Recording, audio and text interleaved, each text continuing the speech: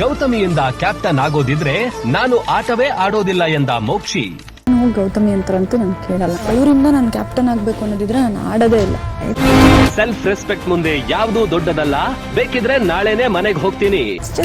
ನನ್ನ self respect ಮುಂದೆ ನನಗೆ ಯಾವ್ದು ದೊಡ್ಡದಲ್ಲ. ನನ್ನ ಕಳ್ಸಿದ್ರೆ ನಾಳೆನೆ ಕಳಿಸ್ತೀನಿ. ಬಿಗ್ ಬಾಸ್ ಆದೇಶಕ್ಕೆ ಬ್ರೇಕ್, ದೊಡ್ಡ ನಿರ್ಧಾರಕ್ಕೆ ತಕ್ಕ ಬೆಲೆ ಕಟ್ತಾರಾ ಮೋಕ್ಷಿತಾ? ಮೋಕ್ಷಿತಾ ದೊಡ್ಡ ದೊಡ್ಡ ನಿರ್ಧಾರಗಳ ಜೊತೆ ಅದಕ್ಕೆ ತಕ್ಕ ಬೆಲೆನೂ ಕಟ್ಟಬೇಕಾಗತ್ತೆ. ಬಿಗ್ ಬಾಸ್ ಕನ್ನಡ 11 ಕಾರ್ಯಕ್ರಮದಲ್ಲಿ ಈ ವಾರ ವಾಹಿನಿಗಳ ಟಾಸ್ಕ್ ಚಾಲ್ತಿಯಲ್ಲಿತ್ತು. ಟಾಸ್ಕ್ ನಲ್ಲಿ ಮಸ್ತ್ ಮಜಾ ಟಿವಿ ಗೆಲುವು ಸಾಧಿಸಿದ್ದು, ತಂಡದ ಸದಸ್ಯರು ಕ್ಯಾಪ್ಟನ್ಸಿ ರೇಸ್ಗೆ ಇಳಿದಿದ್ದಾರೆ.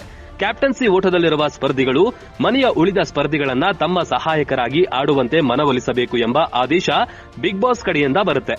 ಇದಾದ್ಮೇಲೆ ಎಲ್ಲರೂ ಅವರವರ ಸಹಾಯಕರನ್ನ ಆಯ್ಕೆ ಮಾಡಿಕೊಂಡಿದ್ದಾರೆ. ಆದರೆ ಮೋಕ್ಷಿತಾ ಮಾತ್ರ ನಾನು ಗೌತಮಿ ಬಳಿ ಹೋಗಿ ಕೇಳಲ್ಲ ಅಂತ ಹಠ ಹಿಡಿದಿದ್ದಾರೆ. ನಾವು ಗೌತಮಿ ಅಂತರಂತೂ ನಾನು ಕೇಳಲ್ಲ. ಅವರಿಂದ ನಾನು ಕ್ಯಾಪ್ಟನ್ ಆಗ್ಬೇಕು ಅನ್ನೋದಿದ್ರೆ ನಾನು ಆಡೋದೇ ಇಲ್ಲ. ನನ್ನ ಸೆಲ್ಫ್ ರೆಸ್ಪೆಕ್ಟ್ ಮುಂದೆ ನನಗೆ ಯಾವ್ದು ದೊಡ್ಡದಲ್ಲ. ನನ್ನ ಕಳ್ಸಿದ್ರೆ ನಾಳೆನೆ ಕಳಿಸ್ತೀನಿ. ಹೌದು, ಒಬ್ಬೊಬ್ಬ ಸದಸ್ಯರು ಮತ್ತೊಬ್ಬರನ್ನ ಆಯ್ಕೆ ಮಾಡಿಕೊಂಡಿದ್ದಾರೆ. ಅದರಲ್ಲಿ ಶಿಶಿರ್ ಭವ್ಯಾರನ್ನು, ರಜತ್ ತ್ರಿವಿಕ್ರಮ್ನನ್ನು, ಹನುಮಂತ ಉಗ್ರ ಮಂಜು ಅವರನ್ನ ಆಯ್ಕೆ ಮಾಡಿಕೊಂಡಿದ್ದಾರೆ. ಆದ್ರೆ ಮೋಕ್ಷಿತಾ ಮಾತ್ರ ಉಲ್ಟಾ ಹೊಡೆದಿದ್ದಾರೆ.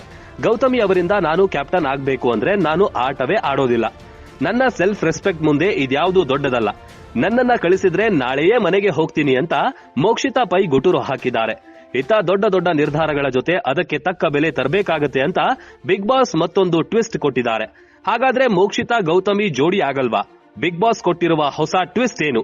ಮೋಕ್ಷಿತಾ ಆಟವೇ ಆಡೋದಿಲ್ವಾ ಎಂಬೆಲ್ಲಾ ಪ್ರಶ್ನೆಗಳಿಗೆ ಇಂದಿನ ಸಂಚಿಕೆಯಲ್ಲಿ ಉತ್ತರ ಸಿಗಲಿದೆ. ಮೋಕ್ಷಿತಾ ದೊಡ್ಡ ದೊಡ್ಡ ನಿರ್ಧಾರಗಳ ಜೊತೆ ಅದಕ್ಕೆ ತಕ್ಕ ಬೆಲೆನೂ ಕಟ್ಟಬೇಕಾಗತ್ತೆ.